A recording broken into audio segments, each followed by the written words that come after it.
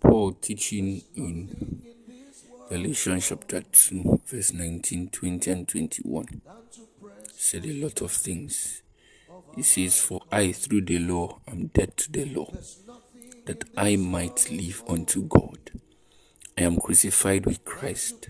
Nevertheless I live, yet not I, but Christ liveth in me. And the life which I now live in the flesh, I live by the faith of the Son of God who loved me and gave himself for me. I do not frustrate the grace of God." I want to stop there. You see, this is an old teaching. Some of us may look at it that way. Some of us might say, "I have listened to this before." But the Holy Spirit is going to speak to our hearts. Paul said, "I might live unto God." If a man is living actually, and God is out of the sphere, is out of the territory where that man dwells, then that man is dead. Paul said that I might live unto God. So the parameter to show that we are actually alive is when we have a relationship with God. Do you know that a sound relationship with God spares you from so many things in life?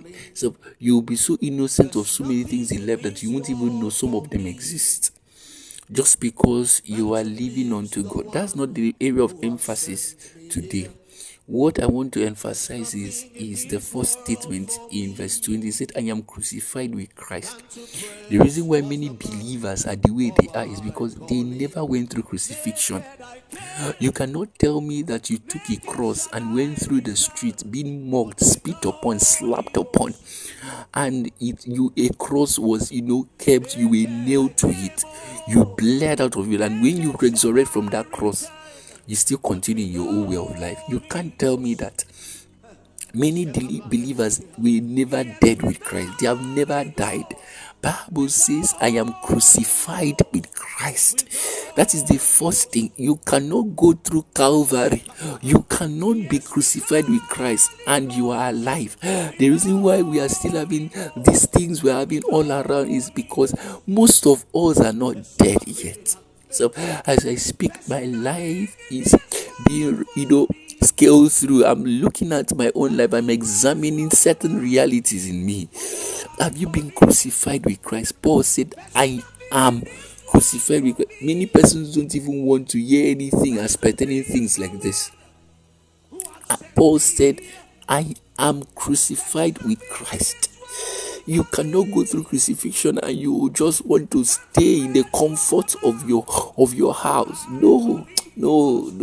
There's something pain does to you. There's something. As soon as Zion travel, he brought forth. Once that travel comes around you, there's a reality he brings you into. Paul said, "I am crucified with Christ." Then the next thing he said was, "Nevertheless I live, yet not I, but Christ liveth in me." Another thing we can pick from here is that all of us are living a borrowed life. After you died with Christ, you cease to be yourself. And so if your name was David, once you were crucified with Christ, David died. And so it is now somebody else that is living in you. Christ lives in you.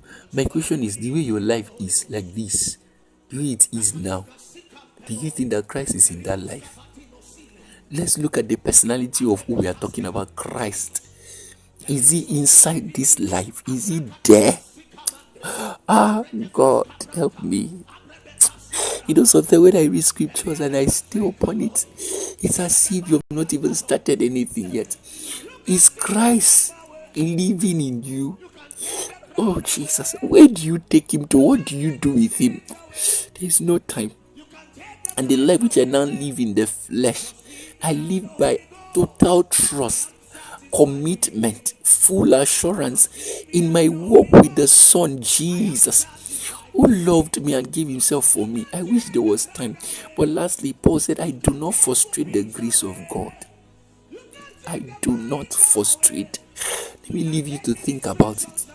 What does it mean to frustrate